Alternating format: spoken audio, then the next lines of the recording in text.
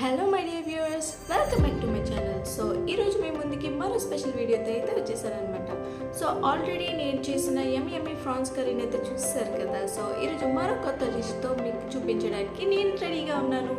So ఈ వీడియోని కంప్లీట్గా చూడండి, ఇక్కడ స్కిప్ మాత్రం చేయకండి. ఒక కొత్త డిష్తో అయితే స్టార్ట్ చేశాను, అదేంటంటే అరటి పువ్వు. మ్యాక్సిమం చాలామందికి తెలియదని అనుకుంటున్నాను. సో అందుకే నేను మీకు ఇక్కడ పిక్చర్ కూడా డిస్ప్లే చేస్తున్నాను. ఈ అరటి పువ్వుని మీరు ఎప్పుడు చూడనట్లయితే ఎలా చేయాలో మొత్తం వీడియోని చూసి తెలుసుకోండి. Let's get into video. ఇక మొదలెడదామా?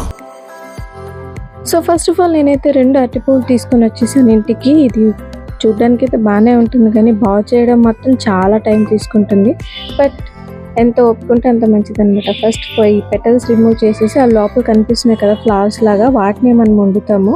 అవన్నీ తీసి సపరేట్ చేసుకోవాలి. బట్ ఇందులో స్టార్టింగ్ స్టేజ్లో కనిపించేవన్నీ కూడా అంత బాగోవు. చూడండి, వాడిపోయినట్టు కనిపిస్తున్నాయి కదా. వీటిని వండడం వల్ల ఏంటంటే బాగా చేదు వస్తుంది. సో అలాంటివన్నీ సైడ్ చేసేసుకోవాలి ముందే.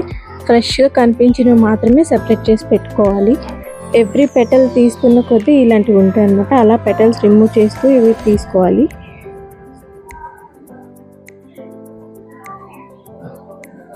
సో 2-3 లేయర్స్ తీసేసాక నాకు ఇదైతే చాలా ఫ్రెష్గా కనిపించింది. ఇలాంటివే మనం తీసుకోవాలన్నమాట కుకింగ్కి, ఎందుకంటే ఇవి చాలా ఫ్రెష్ ఫీలింగ్ వస్తుంది. టేస్ట్ కూడా చాలా బాగుంటుంది వీటి వల్ల. అలా రిమూవ్ చేస్తూ ఉండే కొద్దీ పెటల్స్ ఇంకా వస్తూనే ఉంటాయి. అలా రిమూవ్ చేస్తుంటే మనకు కొంచెం చిరాకు కూడా వస్తుంది. బట్ ట్రస్ట్ మీ, మీరు మాత్రం చాలా మంచి డిష్ని అయితే టేస్ట్ చేస్తారు, ఎందుకంటే ఇది అచ్చం చికెన్ టేస్ట్ వస్తుంది. వండి టేస్ట్ చేశాక మీరే కన్ఫ్యూజ్ అవుతారు చికెనా లేదా అరటి పువ్వా అని.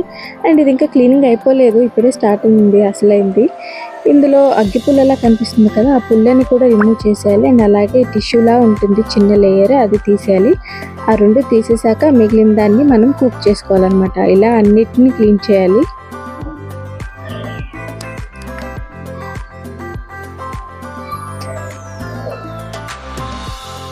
సో లాస్ట్కి ఇలా చిన్న ఉంటాయి, చిన్న వాటిలో అయితే పెద్దగా ఏమి ఉండదు అనమాట. సో అలా వేసేసుకోవచ్చు చిన్న ఉన్నవన్నీ. ఇలా క్లీన్ చేసి పెట్టేసుకున్న తర్వాత వీటి చెత్త చూసారా ఎంత ఉందో, ఉండేది ఇంత కానీ చెత్త మాత్రం చాలా ఎక్కువ వస్తుంది.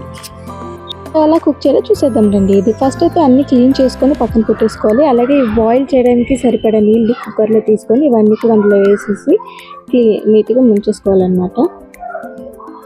ఇలా అన్నీ వేసేసుకున్న తర్వాత ఈ పైన కంద ఉంది కదా, దాన్ని కూడా పీసెస్గా కట్ చేసుకోవాలి.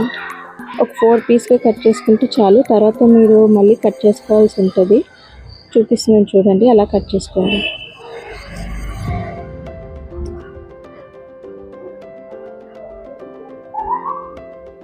ఇలా అన్ని కట్ చేసేసుకున్న తర్వాత పసుపు వేసింది, ఉప్పు వేసుకోవాలి. పసుపు వేసుకోవడం వల్ల ఏంటంటే ఇది ఉడికిన తర్వాత నలుపు రంగు వచ్చేస్తుందండి. అది నలుపు రాకుండా పసుపు వేసుకోవడం వల్ల రెడ్ కలర్లో వస్తుంది.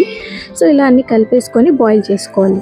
అండ్ కర్రీ కోసం కట్ చేసి పెట్టుకున్న ఆనియన్స్, టమాటర్ అండ్ అల్లం వెల్లుల్లి, బిర్యానీ ఆకు, కొత్తిమీర అండ్ పచ్చిమిర్చి తీసుకున్నాం. అండ్ కర్రీ కూడా రెడీ అయిపోయిందండి, బాయిల్ అయిపోయింది బాగా. సో దీన్ని వాటర్ నుండి సపరేట్ చేసుకొని పక్కన పెట్టుకోవాలి. అండ్ దీనికోసం పేస్ట్ రెడీ చేసుకోవాలి కాబట్టి మిక్సీలో ఆనియన్స్, టమాటర్ అండ్ అలాగే అల్లం వెల్లుల్లి, ఇంకా జీరా 1 స్పూన్, ధనియాలు, అలాగే లవంగ మొగ్గలు ఒక 4 నుంచి 5 తీసుకోండి, సరిపోతాయి. అలాగే వీటితో పాటు గసగసాలు 1 స్పూన్ తీసుకోండి. ఇవన్నీ వేసుకొని వాటర్ వేసుకొని ఇలా పేస్ట్ చేసుకోవాలన్నమాట. సో స్టవ్ మీద కడాయి పెట్టుకొని హీట్ అవ్వగానే ఆయిల్ వేసుకొని అలాగే అందులో ఆనియన్స్ అండ్ పచ్చిమిర్చి వేసుకొని గోల్డెన్ ఎల్లో కలర్ వచ్చే వరకు ఫ్రై చేసుకోండి. ఫ్రై అయ్యాక కొద్దిగా బిర్యానీ ఆకులు ఒక 2-3 వేసుకొని అలాగే ఇందాక మనం రెడీ చేసి పెట్టుకున్న పేస్ట్ని వేసి వాటితో పాటు కొద్దిగా పసుపు యాడ్ చేసుకొని బాగా కలుపుకోవాలి. ఇలా కొంచెం కుత్తులాడిన తర్వాత ఇందాక మనం బాయిల్ చేసి పెట్టుకున్న అరటి పువ్వుని ఇలా చిన్న పీసెస్గా కట్ చేసుకొని ఇందులో వేసుకోవాలి. దీనికి మొత్తం పేస్ట్ పట్టేలాగా బాగా కలుపుకోవాలి. సో బాగా కలుపుకున్న తర్వాత కొద్దిగా వాటర్ యాడ్ చేసుకొని తో పాటే సాల్ట్ కూడా యాడ్ చేసుకోవాలి. అండ్ అలాగే చిల్లీ పౌడర్ 1 స్పూన్, మీకు కారం కావాల్సినంత వేసుకోవచ్చు. అండ్ అలాగే దాంతోపాటు చికెన్ మసాలా కూడా వేసుకొని బాగా కలుపుకోవాలి. ఇలా కొంచెం దగ్గరకు అయ్యాక దీనిపైన కొత్తిమీర వేసుకొని గార్నిష్ చేసుకొని స్టవ్ ఆఫ్ చేసుకోవడమే. అంతే, కర్రీ అయితే రెడీ అయిపోయిందండి. మీరు కూడా ట్రై చేయండి. అలాగే ఎలా వచ్చిందో కామెంట్ సెక్షన్లో అయితే నాకు చెప్పండి. ఈ కర్రీని రైస్తో పాటు అలాగే రోటీతో అయితే చాలా బాగుంటుంది. రోటీ, పూరి అలాంటి వాటిలో చాలా టేస్టీగా ఉంటుంది. ఈ కర్రీ మీకు నచ్చినట్టయితే నా ఛానల్ని లైక్ చేయండి, షేర్ చేయండి, అలాగే సబ్స్క్రైబ్ చేసుకోవడం మాత్రం మర్చిపోకండి. ఇలాంటి మరిన్ని వీడియోస్ కోసం నా ఛానల్ని వాచ్ చేస్తూనే ఉండండి. Thank you for watching. By for now.